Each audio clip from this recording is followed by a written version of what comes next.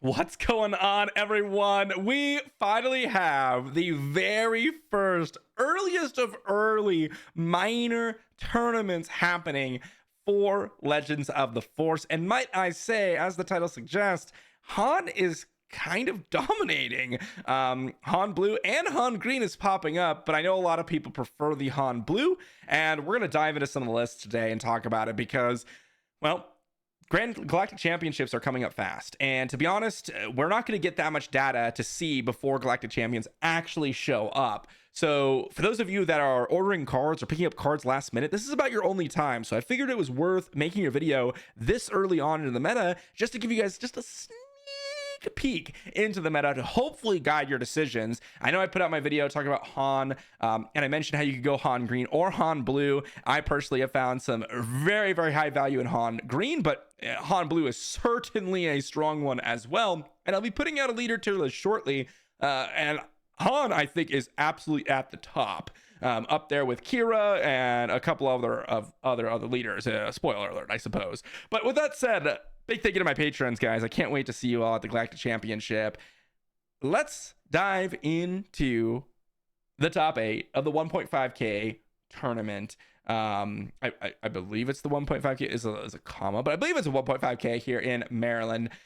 The top 8 is as follows. We've got Han Blue Force, Gar Saxon Yellow, Palpatine Blue, Talzin Green, Cad Bane Red, Vader Yellow, Sabine Green, and Anakin Blue Force. And Talzin Green Force, by the way. I don't know if I mentioned the Force part. So really 3 Force lists. And by the way, most set 5 cards, the strong portions of them are mostly Force oriented. So we'll talk about a couple lists here. Like I'll showcase the Gar Saxon Yellow, because I do think the Gar Saxon Yellow is pretty sweet. And I'll showcase like the Sabine as we talk about him. But the key big changes are the Force lists. And you can see Han Blue taking #1 spot in a 44 player tournament, which, you know, isn't a crazy big tournament. And this doesn't really show a crazy amount of what the meta could be, because a lot of people are trying out Han Blue right now because people are claiming it is the strongest deck in the format. And well, I'm also kind of a contributor to that. I have mentioned that I think Han is one of the strongest leaders of the format, and I think you go with Han Blue or Han Green as an option. And guess what? People are playing that now. But the other decks like Cad Bane Red, Vader Yellow, Sabine Green, these are all classics. Palpatine Blue has been pretty solid. Talzin Green, though, is one of the variations of Talzin that I've found to be very, very strong. Talzin Green with, you know, your early game control with the leader deploy and getting that -1/-1 passed out, as well as the action on the front side, dealing a little bit more, you know, answers to the early game units, and then comboing that with, you know, your various different time intervention invaders in the late game, or your Gideons, or whatever it is that you're working with. So really, really cool stuff there. And then Anakin Blue Force is very similar to Han Blue Force, except a different leader, but you're running a lot of the same cards typically. With that said, let's dive into the first one here, which is the Han Blue list. And you can see kind of what people are running so far. We've got things like Anakin Skywalker, Iterant Warrior, Kiadi Mundi. We have the Mace Windu, the new Mace Windu, Ogdo Bogdo, of course. We've got, or do we? I don't even see it here, but maybe I'm just missing it. Typically people are playing Grogu, but they've got Yodas, Yaddles, all that good stuff. Even a bombing run, which I thought was very, very interesting. But really the big payoffs, and I don't actually think I see a Grogu here, which is actually very, very surprising, because that's one of the staples that I've seen with Han. But maybe I just missed it as I was scrolling on through. But a couple of very, very important Force cards, as I mentioned, Chirrut, Iterant Warrior, and where are you? Kiadi Mundi are absolutely incredible. Chirrut, busted Sentinel if you have the Force. And this is something, again, I've talked about this a couple of times. I wasn't sure how strong Chirrut was going to be until we saw more ways to generate the Force, or how we're going to be able to generate the Force. And there are so many other Force units. Like, you can definitely play Chirrut on turn 3 and then basically have the Force guaranteed for you. And that makes it a way more powerful Sentinel. And then you slap an upgrade like Entrenched on Chirrut, which is one of the reasons why it's in the deck. And it can be just disgusting in some decks. Of course, Entrenched can work against some space units. But things like Yaddle and Yoda, really early space units, Mace Windu and Kiani Mundi either drawing you cards or coming down and killing units with the Force. Absolutely incredible. Of course, it's a Force throw deck with Fell of the Dragons and all that stuff. Just a lot of removal in the deck, which is pretty sweet. But overall, you're just kind of curving out with high value Force units. I mean, there's nothing really else to say. Ogdo Bogdo is an excellent turn one play in the deck. So you have really good, new, strong turn one plays. You have really amazing Force payoffs that you can get down earlier with Han.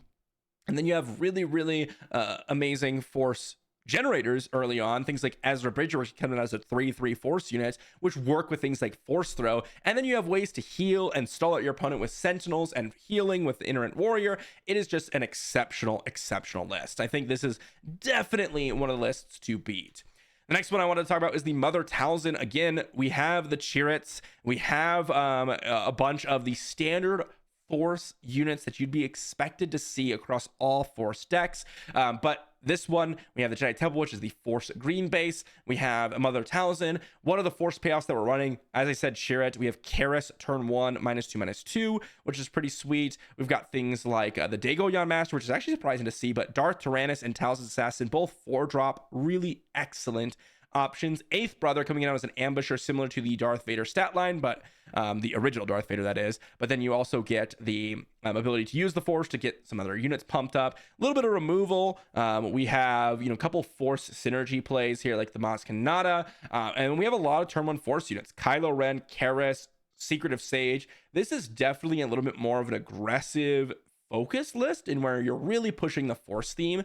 With Maz Kanata especially, you have a little bit of removal, you have a lot of interaction with Talzin, but overall, kind of this is just a value list. Like, you have the good Vigilance villainy plays with Command, you have Overwhelming Barrage, Power of the Dark Side, absolutely excellent. The great Force payoffs, the Chirrets, and there's a lot of 4-drops in the decks, by the way, because Talzin, Darth Tyrannus, and Chirrut are all some of the best Force payoffs, and they're all 4 resources, which can get a little tricky. We have the Timely Intervention Darth Vader combo that I was talking about. Very much a set 5 list. I mean, there's a ton of cards in here that are set 5. Maz Kanata, Eighth Brother, Darth Tyrannus, Dagoyan Master, Secretive Sage. We have Kylo Ren, Karis, Darth Vader, Chirrut. That is incredible. The majority of the list is actually from set 5, and that's kind of what we expected to see with these Force-based decks. But I wanted to also mention this before we dive into the rest of the list I wanted to talk about today. This is the other tournament that showed up here on the tournament results. This is the Winter Carbonite Dungeons and Javas. I think it's Java. Maybe it's Javas. I don't know. Whatever. Winter Carbonite box tournament. 21 players, not a ton. But if you look here at the top, first and second are both Han Blue Force. Yet again, we have a Darth Maul Force, which has been something that a lot of people have tried to play. A Vader Yellow, a Han Force Green, a Kylo Green, a Kira Green, and a Cad Bane Red. So yet again, 2 players that really view Han Blue Force as the option to go with, which I do think is a very reasonable conclusion to the set 5 meta.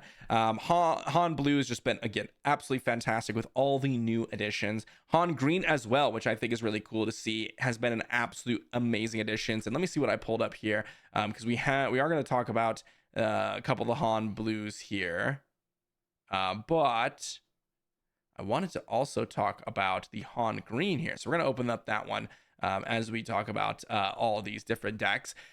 Kylo Green is also one that I think does have some really good matchups. If we're going to see a lot of these Han Blues and Kira Greens, I could definitely see Kylo Green actually performing very well. It's when you have a bunch of early decks, things that are rushing you down, that can be very scary.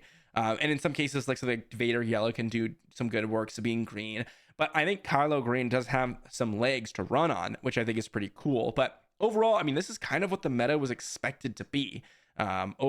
In set 5, is what a lot of us had mentioned. I think Darth Maul Blue Force has some really interesting things going for it. We played the deck a little bit ago here on the channel, and I definitely found that this leader was a little bit stronger than I initially had thought he was going to be. With that said, though, here is the other Han Blue list that, our friend over here is playing. This one is more what I'd expect out of a Han Blue list.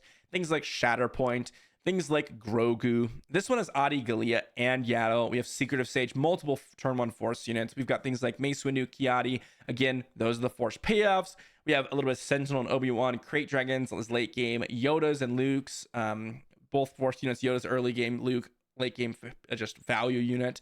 Force Throws and Pillage. I think Pillage is an interesting addition. I do think it works quite well in the format. And a lot of people are playing Bombing Run lately. And the reason for Bombing Run actually is you're going to have to deal with Vader. And if you don't have a bunch of space units, which these decks don't, like Rebellious Hammerhead, Red 5, and Redemption. Rebellious Hammerhead and Redemption are a little bit later on in the game. And Red 5, well, usually is a turn 1 play. Sometimes you can play it turn 2, but that means that Bombing Run is going to be super high value up against those Vader yellow matchups. Just knocking out the Sanctioner Shuttle, all the early plays, the 1/1s that Vader's creating. Bombing Run has definitely gotten some value. So I think that's an interesting one to have in your deck, but makes a lot of sense. This one is much more typical as what I've expect from Han Blues these days, and probably something similar to what I would be running. That said, the Han Green variant, well, that one is the one I find to be exceptionally interesting and really a lot of late game power. Once again, we're going to be running, well, we have very similar Force payoffs. Ki-Adi-Mundi, Mace Windu. We have a lot of the early plays like Yoda, which is interesting, or not Yoda rather, but Adi Gallia, Grogu, Gunji, very early Force units. Eth Koth as another Force unit here on turn 2, but can, ramp you. Jedi in Hiding to attack opponent's hand. Blue Leader that comes down and ambushes stuff. Rebellious Hammer to attack people's units. Home 1 and Yoda as late game super high value plays. Home 1 coming down and resetting and kind of getting you units back. Yoda coming down, healing you, knocking out units. We also have Obi-Wan Kenobi, which is one of the most powerful Sentinels in the early stages of the game. Things like Crate Dragon and Poe Dameron is just, well, either a late game finishers or Poe Dameron is just a mid-game, really high value unit. And then to top it all off, you have General's Blade for all the early Jedi units that can absolutely scale you out of the game incredibly fast. Still playing Force Throws, the full 3 of, still playing the Timely Interventions. In the sideboard, you got like things like Bombing Run once again. All the other stuff is pretty standard, but Bombing Run specifically there for matchups like the Darth Vader one. Ones that can really get you a lot of value from that clear the board type of effect. Han Green, the one that I was leaning towards initially, but I think I'm going to be leaning towards Kira Green or something of that nature potentially. That said, we've got another one to talk about, which is the Gar Saxon Yellow. Now, I think this one's very, very interesting because there are a lot of new additions for this one in the new set. Well, I guess I shouldn't say a lot, but a couple. The first and main one is going to be the Secretive Sage. And the second one is going to be the Shin Hati. The Shin Hati and the Secretive Sage, both 3/2 shielded on turn 1 ground unit. And then for Shin, it's a turn 2 5/2 shielded with hidden ground unit, which is incredible. In terms of the cards that we have outside of that, we are playing the Darth Vader plus Xian Flurry combination, which I played in the deck that I play with Gar Saxon Yellow. So I do think that's an interesting combination. And then we even have things like the classics, Long Pike. We've got Iden Versio, Shuttles, Krennics, right? This deck is just extremely aggressive with the earlier shielded units. It makes it really hard for opponents to interact with it. And then on top of that, you are getting resource cost reductions oftentimes with the Krennic, or you are scaling up a unit out of control with the upgrades that you have potential to play. So really, really interesting list. This is probably one of those lists that if I was going to run into a store showdown and I wanted to play a pretty competitive deck, but I wanted to have some fun, this is the thing I would bring. Because Gar Saxon to me is one of the most fun lists that I tend to play. Just again, shielded units, really, really fun to be deploying boards and then have a little bit of safety there and be able to actually engage with your opponent. I think that's really, really sweet. So this list looks very, very powerful for set 5. And then I wanted to just mention a leader that really didn't do anything to their entire deck, and that is Sabine Green. And I haven't even looked at this list, by the way. I am just assuming because there's like nothing from set 5 that you really want. And if we scroll down the list, are there any new cards from set 5? Nope. There are no new cards from set 5. Even in the sideboard, there are no new cards from set 5. So we have a classic Sabine Green, and I do think this is a deck that is going to show up a good amount in the Galactic Championships.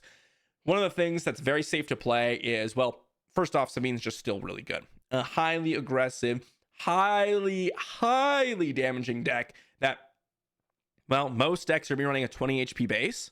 Well, you're kind of in the game plan, right? 20 HP versus the 33 that you're really coming up against for Sabine is a major difference. That's 5 points of damage. That can definitely swing the game in your favor. So I do think that's going to be really nice for Sabine to contend with. But on top of that, there are a lot of later game decks that are focusing on late game force plays to try to retrieve back the game in their favor. And even for, let's say, like Han Blue, if you're playing like Mace Windu on turn 4, the 5 resource turn, yeah, that's going to be good. Like, that's going to be good for sure. But your opponent's going to still have ECL Podamer, ECL Wrecker to cut through those units. Like, if you ECL Wrecker onto a Mace Windu, you're dealing 6 to a base. And again, doesn't matter if they just trade, because you're just trying to end the game with Sabine. And that can certainly happen extremely quickly. And one of the ways in the old days, back in set 2, when Han Blue was played more, you would see that one of the best ways you can do with Sabine, or one of the best things you could do with Sabine, is load up a Darksaber on your Sabine and try to kill them before they can get to the late game. And guess what? You still can do that. And arguably even to some degree more so, because of how many different new cards you've got from set 4 and set 3 that really improved that matchup. Granted, Han also got things like Yaddle, Gunji, and things like that, which can definitely do some work, especially if you put like a General's Blade on them, because your opponent over here on Sabine's category can't really deal with that. So yes, I don't think Han Blue is necessarily a bad matchup for, I don't think Sabine is a bad matchup for Han Blue, but I think other matchups that you're going to find yourself up against are going to be way better for Sabine, which is going to be nice. So this is something that I think you should be expecting for the new tournament. But that's kind of like a little snapshot into the meta. There's all sorts of other decks. Like, I could talk about the Vader Yellows, I could talk about the Cad Bane Reds, but we would be here all day. And maybe I'll come back to it in another video. But basically, the meta, there's a lot of the same decks, Vader Yellows, Kira Greens, with minor improvements. Get Karsax Yellow is another one. And then there's the core force-based strategies, which completely change the makeups of the deck, because they need to be playing the early force units, and they also need to be playing the force payoffs, which makes them construct their tech entirely different. So based on what you're seeing, if you're seeing a force deck, expect a lot of new cards from set 5. And if you're not seeing a force base and a force deck, expect a few minor additions, because the power in the set, yes, there's some really powerful standalone cards in certain, decks. Like, again, Secret of Sage, amazing in Saxon Yellow. But a lot of the power is focused on the force synergy, and that's where some of these decks are completely like set 5 dominated. So very curious to see if we're going to see anything different, or if we're just going to see a lot of people completely continue on with what people think is the best for the meta, for set 5 meta. But with that said, hopefully you enjoyed, guys. Let me know what you think in the comment section down below, and I will see you all for a video tomorrow.